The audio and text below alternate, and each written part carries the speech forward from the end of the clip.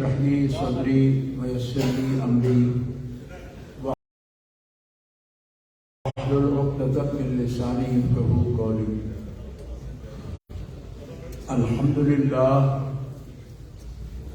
لله الذي لا مانع لحكمه ولا نافذ لقضائه، والصلاة والسلام على سيد انبيائه وسند اولیائه واحبابه المعارضين لاعدائه. اما بعد فاعوذ بالله من الشيطان الرجيم. بسم الله الرحمن الرحيم.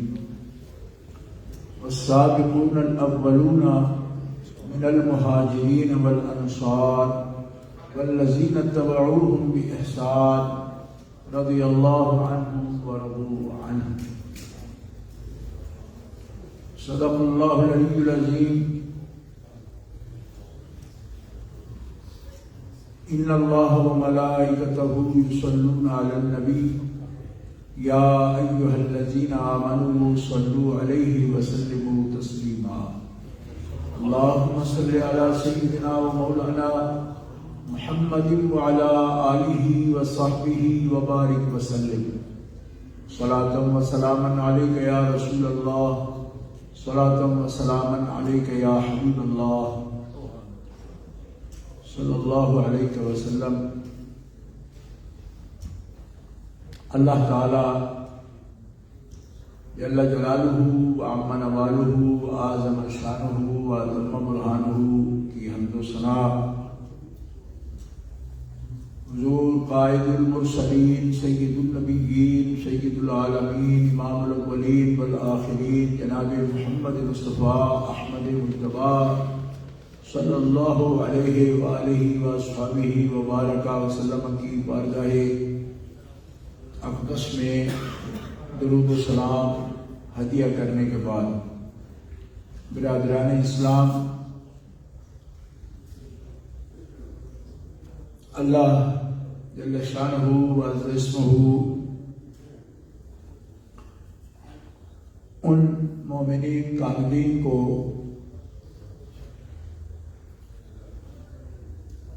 آخری امت میں قیامت تک کے لیے اسوہ حسنہ اور نمونہ کامل، ان کی سیرت، ان کے کردار، ان کے عمل کو بعد میں آنے والے مواحد مومن بندے ان کے لیے لائق اتباع ان کو بنایا، اور اللہ کے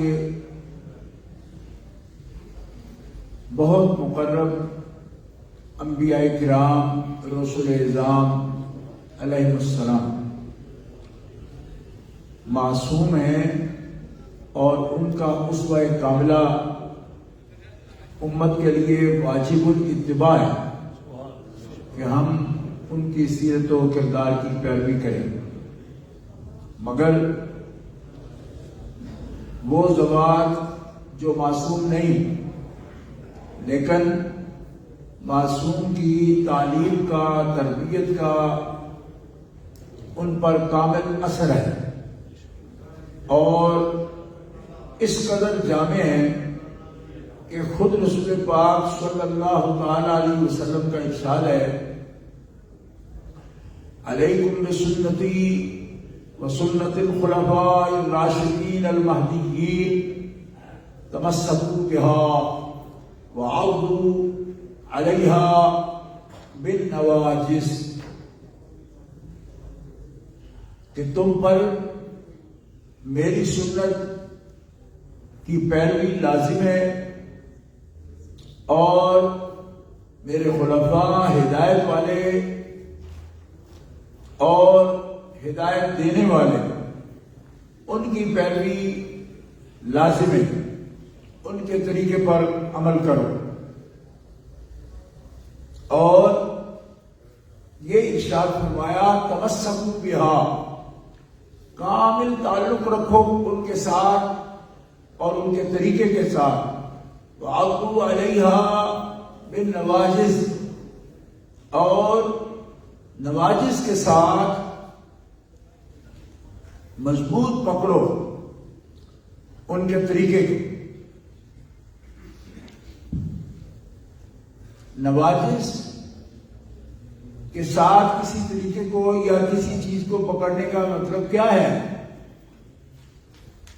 اگر کوئی شخص دانتوں سے گرفت کرے کسی چیز کی اور معمولی مدد لینے کی ضرورت ہو تو یہ اگلے جو دانت جو ہے نا اوپر اور نیچے کے، ان کے ساتھ وہ کسی چیز کو تھامتا ہے.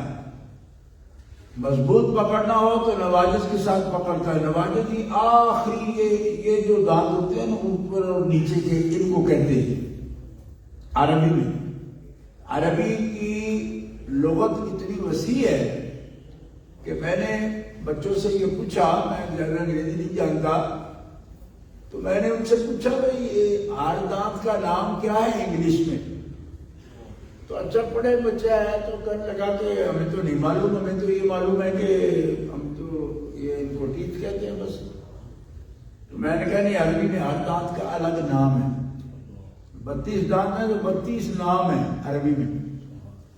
یہ ثنایا کہتے ہیں ان دانتوں کو، علیا اور سفلا، اوپر کے دو دانت اور نیچے کے، اور اس کے 7 دانت ہیں.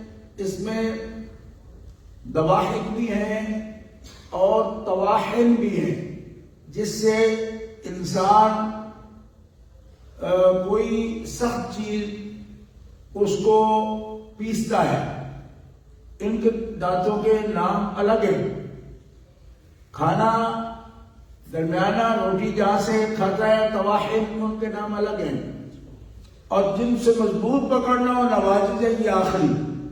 تو حدیث میں لفظ کیا آیا کہ معمولی سمجھ کے تھوڑا سا دانتوں سے نہ پکڑنا ان کے طریقے کو، نواجذ سے پکڑنا. یعنی منہ اڑ جاتا ہے لیکن وہ چیز چھوٹتی نہیں. فرمایا تو میرے اور میرے خلفاء کی سنت کو نواجذ سے لازم پکڑ لینا، جیسے داڑوں سے کوئی کسی چیز کو مضبوطی سے پکڑا جاتا ہے.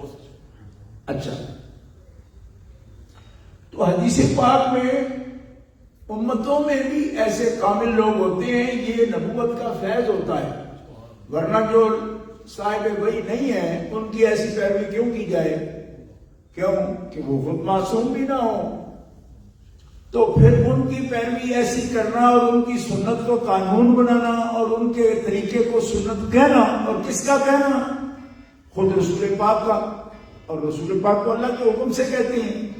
اندازہ فرمایا آپ نے کہ ان بندوں کا اللہ کے ہاں ان کا اخلاص، ان کا عمل، ان کا ایمان کتنا قبول ہے کہ وہ نبی نہیں، نبی کے پاس بیٹھنے والے ہیں، لیکن ان کے عمل میں اس قدر اخلاص ہے، قبولیت ہے کہ نبی اللہ فرماتے ہیں کہ کسی بارے میں میری سنت میں بھی تمہیں اگر الجھن ہو سمجھنے میں، تو جیسے انہوں نے سمجھا تم اس پر اعتبار کرنا، کیونکہ یہ میرے سیکھے ہوئے ہیں اور تم ان سے سیکھ سکتے ہو اتنے کاملیت کے ساتھ.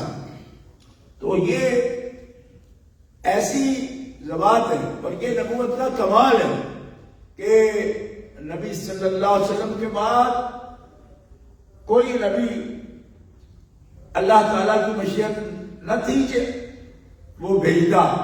آپ کو ختم نبوت کا تاج عطا فرمایا، خاتم النبیین فرمایا، لیکن آپ کا فیض یہ رکھا امت میں کہ نبی نہیں ہیں، امتی ہیں آپ کے، لیکن اس کمال کے ساتھ کہ اللہ کے نبی کو یہ بھروسہ ہے کہ جیسے میری سنت کو لازم پکڑو گے ایسے میرے خلفاء کی سنت کو بھی لازم پکڑو. اور یہ ارشاد فرمایا حدیث پاک سنن ابن ماجہ میں یہ حدیث پاک صحیح موجود ہے. اور قرآن پاک میں اللہ تعالیٰ کا ارشاد ہے کہ وہ سبقت والے پہلے جو میرے رسول کی خدمت میں آئے اور میرا نام سیکھا، اللہ کی توحید سے انہوں نے اپنے قلوب کو روشن کیا اور رسول پاک صلی اللہ علیہ وسلم جو کچھ فرماتے ہیں، جو کچھ اللہ کے پاس سے احکام آتے ہیں اور سناتے ہیں، اس سب پر ایمان لائے۔ ما جاء بہ الرسول، جو کچھ لائے رسول پاک اس پر ایمان لاتے ہیں۔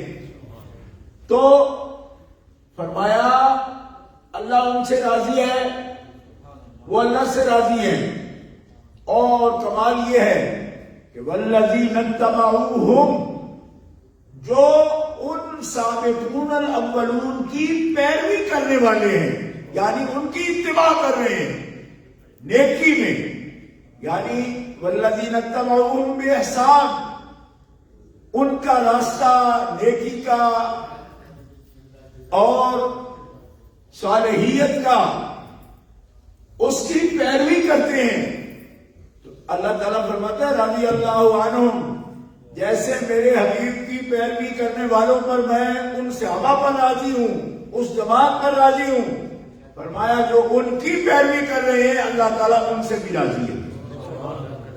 یعنی اتباع والذین آمنوا،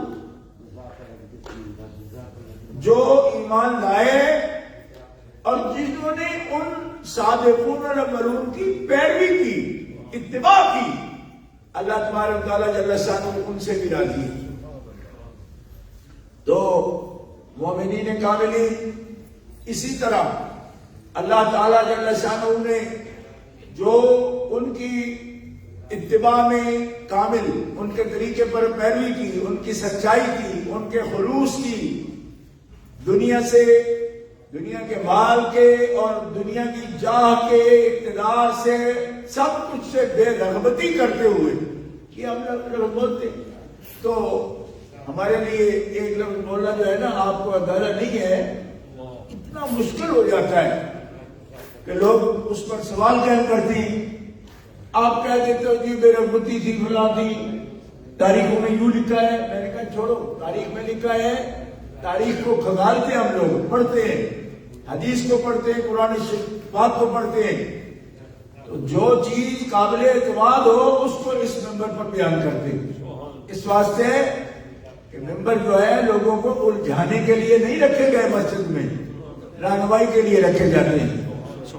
تحقیق کرنا کہ حجروں میں بیٹھ کر علماء کی ذمہ داری ہے، لائبریریوں میں بیٹھے، حجروں میں بیٹھے، اپنی کتابیں پڑھیں، تحقیق کریں، تاریخ ہو، حدیث ہو، قرآن پاک ہو، سب کو پڑھیں، اور اس کے نتائج جو درست ہیں ان کو پبلک کے سامنے، اہل اسلام کے سامنے، یا کوئی دوسرا بھی سنے تو اس کے سامنے اس کو بیان کریں۔ الحمدللہ اللہ تعالیٰ جل شانہ عز اسمہ کے سامنے جواب دہی کے تصور کے ساتھ ہر خطیب، ہر صاحب منبر، مبلغ جو ہے وہ اس کو بیان کرتا ہے، لیکن جو لوگ ضد اور عناد کے ساتھ اپنے ایک موقف رکھتے ہیں وہ کبھی اعتراض سے بچ نہیں سکتے،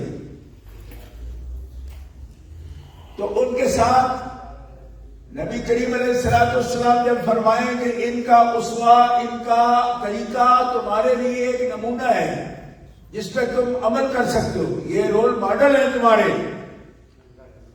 تو حضور نبی کریم صلی اللہ علیہ وسلم تو اللہ کی مرضی سے فرماتے ہیں، تو جن کو وہ اسوہ فرمائیں تو ہمیں دل کھل کہ ان کے ساتھ اعتماد رکھنا چاہیے کہ یہ تو ان فرمانے والے جو ہیں، جو ان کے لیے یہ لفظ ارشاد فرما رہے ہیں، وہ جانتے ہیں، وہ ہمارے راہبر ہیں، اللہ کے نبی ہیں، تو جن کے سپورٹ ہمیں کر رہے ہیں اور کہہ رہے ہیں کہ ان سے میرا طریقہ سیکھنا اور جو کچھ یہ کرے اس کی بھی پیروی کرنا، تو ذمہ داری کس کی آتی ہے؟ جن کے بارے میں فرما رہے ہیں ان کی پیروی کرو، ان کا پیروی کے قابل ہونا، یہ ان کے معلم، ان کے استاد، ان کے اللہ کے نبی، اللہ کے رسول، صاحب بھائی، کہ جن کو ایک ایک کے دل کی حالت کے بارے میں بھی رب نے بتا رکھا ہے کہ یہ ایمان کے کس درجے پر ہے، یہ آپ کی ذمہ داری ہے، اور آپ ہمیں جب یہ فرمائیں گے ان کی ابتدا کرنا، کیوں؟ اس لیے کہ قرآن مقدس میں اللہ کا فرمان ہے، قد كانت لكم اسوة حسنة في ابراہیم والذین معه، تمہارے لیے حضرت ابراہیم علیہ السلام آپ کی حیات مبارکہ میں تمہارے لیے نمونہ کامل ہے، اسوہ حسنہ ہے، اچھا طریقہ ہے حضرت ابراہیم علیہ السلام کی زندگی۔ ملت ابراہیمی فرمایا، ہم جو مسلمان ہیں ملت ابراہیمی میں داخل ہے، اور اللہ تعالیٰ فرماتا من یرغب عن ملت ابراہیم الا من صفی نفسہ، جسے ملت ابراہیمی میں شامل ہونا پسند نہیں ہے وہ تو دل کا سفیہ ہے۔ اور یہ بھی اللہ جانے، ہم تو دماغ جس کا نہ ہو اس کو سفیہ کہتے ہیں، یہ پاگل ہے۔ اللہ تعالیٰ کا قرآن کہتا ہے جسے ملت ابراہیمی سے پیار نہیں، اس کے ساتھ جڑنا پسند نہیں، وہ دل کا پاگل ہے۔ اب دماغ کے پاگل تو ہوتے ہو، دل کا پاگل کون ہوتا ہے؟ آہا، سمجھ آئے مومنوں تو سمجھنا۔ ہم جیسے جو حضور کے طریقے کو اپنا نہیں پاتے، انبیاء کے طریقوں پر عمل کرنے کی بجائے نیم دروں نیم بروں، آدھے اسلام میں آدھے دوسرے طریقے اپناتے ہیں، یہ ہیں دل کے پاگل۔ کیوں کہ مینٹلی تو یہ اپنے آپ کو سیٹ سمجھتے ہیں، کسی سے مانتے نہیں۔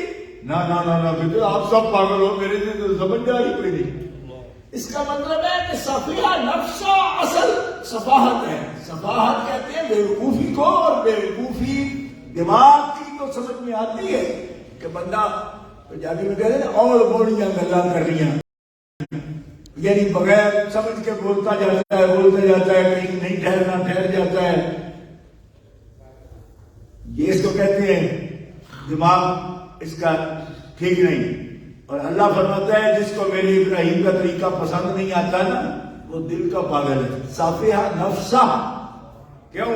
وَلَقَدِ اسْتَفَيْنَاهُ فِي الدُّنْيَا وَإِنَّهُ فِي الْآخِرَةِ لَمِنَ الصَّالِحِينَ، اس لیے کہ جس کو اللہ نے دنیا میں بھی چن لیا اور جس کی آخرت بھی صالحین کی صالحیت ہوگی اور سنگت ہوگی، تو تم اگر دل کے پاگل نہیں ہو تو اتنے ہی سوچو جسے خدا چنتا ہے تمہارے لیے، تم اس کو کیوں نہیں چنتے اپنے راہبر بننے کے لیے؟ تو جو خدا کے چناؤ پہ، خدا کی پسندیدگی پہ نہ آئے تو اس کے دل کے پاگل ہونے میں شک کیا ہو سکتا ہے؟ اور یہ قرآن پاک میں بڑا نادر مضمون ہے۔ نادر سمجھتے ہو نا، کمیاب، وہ بھی مطلب سمجھ آتا نہیں۔ مطلب یہ ہے نادر کا مطلب ہوتا ہے کہ جس کی اور مثال نہیں ہوتی۔ یہ ایسا مضمون ہے قرآن کا، صافیہ نفسہ۔ تو ابراہیم علیہ السلام ملت ابراہیم کے پیشوا ہیں، اور آپ جانتے ہیں کون ہے جو دنیا میں ابراہیم علیہ السلام سے محبت نہیں کرتا؟ یہودی کہتے ہیں ہم سب سے زیادہ ان کے حقدار ہیں، نصرانی کہتے ہیں ہم سب سے زیادہ حقدار ہیں۔ ابراہیم علیہ السلام میں اللہ نے اتنی کشش رکھی ہے کہ جتنے لوگ بھی آج دنیا میں آسمانی مذہب رکھتے ہیں نا، سب ابراہیم علیہ السلام سے محبت۔ حتیٰ کہ یہودیوں نے اقوام متحدہ میں درخواست دے کے کہا کہ حضرت ابراہیم کے وارث ہم ہیں، لہذا ان کی قبر کا قبضہ ہمیں دیا جائے۔ تو 2 کھڑکیاں حضرت ابراہیم کی قبر کی یہودیوں کو اقوام متحدہ نے دلائی۔ ہم جب گئے فلسطین تو میں نے خود دیکھا کہ 2 کھڑکیاں ان کی طرف کھلتی ہیں اور 4 کھڑکیاں ان کے دربار کی مسجد کی طرف کھلتی ہیں۔ تو علامہ اقبال نے رحمہ اللہ نے اس وقت یہ لفظ بولے تھے کہ بہر تقسیم قبور انجمن ساختہ اند، بھئی یہ جو یونائٹڈ نیشن بنا ہے یہ قبریں بانٹنے کے لیے بنا ہے۔ یعنی جب یہ اقدام کیا گیا یہودیوں کو مطالبہ تھا کہ ہم ہیں جانشین ابراہیم علیہ السلام کے، اللہ نے قرآن میں فیصلہ پہلے سے دے دیا کہ جانشین صرف اولاد ہونے سے تم نہیں بنتے۔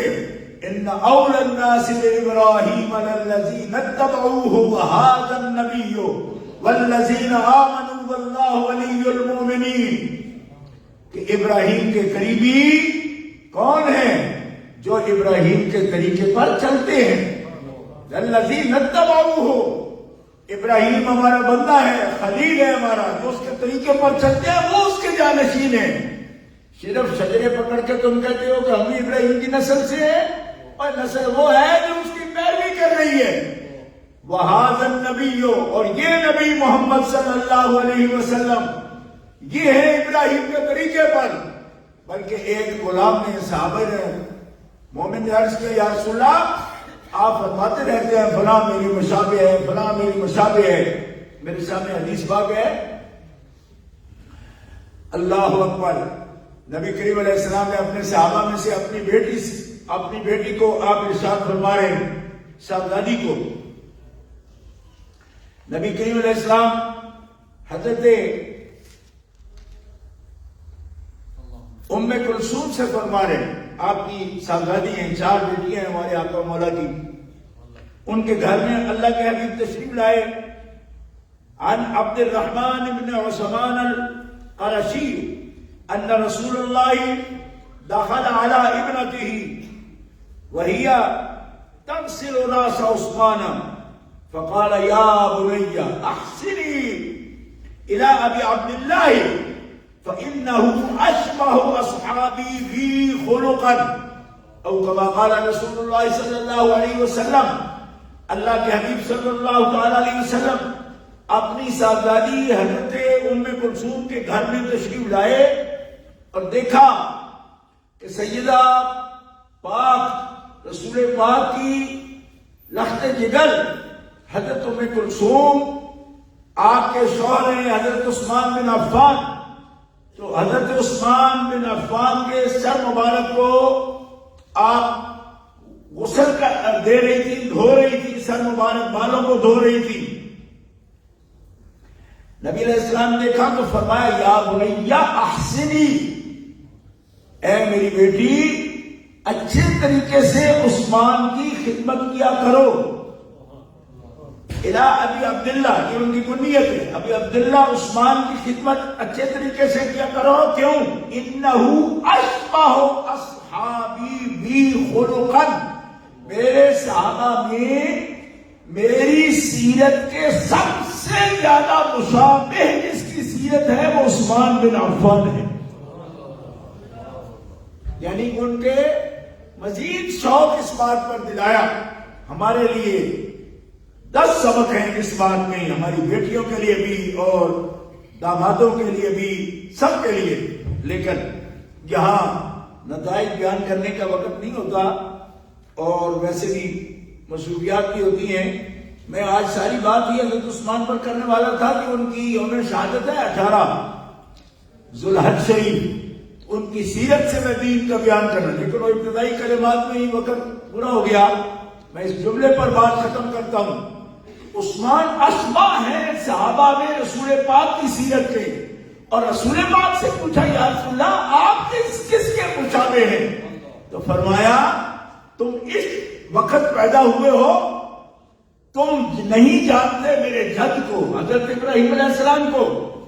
اگر ابراہیم علیہ السلام کو تم دیکھتے تو رب تعالیٰ نے مجھے زیادہ اشبہ بنایا ابراہیم خلیل اللہ کا، ان کا اسوہ کاملہ دنیا کے لیے نمونہ بنایا۔ اسی طرح محمد رسول اللہ کا اسوہ کاملہ دنیا کے لیے نمونہ بنایا، اور فرمایا لقد کان لکم فی رسول اللہ اسوۃ حسنہ۔ تو گرامی قدر حضرات، سیرت میں، کردار میں، سچائی میں، اخلاق میں، آداب میں، معاملات میں، عبادات میں اتنے شعبے ہیں زندگی کے، ہر شعبے میں ایک نیکی لے کر نہیں بیٹھے تھے، ہر رنگ میں یہ اللہ کے نبی ہیں، رسول ہیں جو خدائی رنگ میں رنگے ہوئے ہیں، اور اصحاب رسول و اہل بیت کرام کی جماعتیں یہ ہیں جو اپنے رسول کے رنگ میں رنگی ہوئی ہیں۔ اور ہمیں یہ فرمایا کہ تم پر بھی نفس و شیطان کا اثر نہ آنا چاہیے، اسی رنگ کو، اسی سیرت و کردار کو اپنے لیے چننا جو کچھ اللہ نے تمہارے رسول کے لیے اسوہ بنایا ہے، تمہارے رسول کی زندگی میں جو رنگ فرمایا ہے۔ تو میں آخری جملہ کہ رسول پاک فرماتے ہیں لِكُلِّ نَبِيٍّ رَفِيقٌ، اللہ نے ہر نبی کا ساتھی رفیق پیدا کیا دنیا و آخرت میں۔ وَرَفِيقِي فِي الْجَنَّةِ عثمان، اور جس شخص کو رب نے دنیا میں بھی اور آخرت میں بھی میرا رفیق چن لیا وہ عثمان بن عفان۔ تو آپ کی سیرت طیبہ کا روشن پہلو یہ ہے کہ یہ وہ لوگ ہیں جو معصوم شرعی نہیں، لیکن ہمارے لیے رسول پاک نے نمونہ ہدایت فرما کے یہ ثابت فرمان ہے ہمارے لیے کہ انسان اگر خود کو پاکیزہ بنا لے تو وہ اس قابل ہو جاتا ہے کہ اللہ کے لیے لوگوں کی ہدایت کا سامان بن جاتا ہے، لوگ اس کی پیروی کر سکتے ہیں، اور یہ پیروی کرنے والے جن کی رسول پاک صلی اللہ علیہ وسلم نے تعلیم تربیت فرمائی، یہ اشخاص ہیں، یہ افراد ہیں۔ اللہ ہمیں سچائی کے ساتھ ان کی پیروی کی توفیق نصیب فرمائے اور اپنی زندگیوں کو اسی رنگ میں ڈالنے کی توفیق دے جس میں ان لوگوں نے دین اسلام کی نصرت بھی کی، خدمت بھی کی، اور ہم تک ان کے دین کی ضبط قرآن ہو یا دیگر سب چیزیں پہنچی ہوئی ہیں۔ انشاءاللہ تفصیل سے پھر کسی موقع پر عرض کروں گا۔ اللہ تعالیٰ کو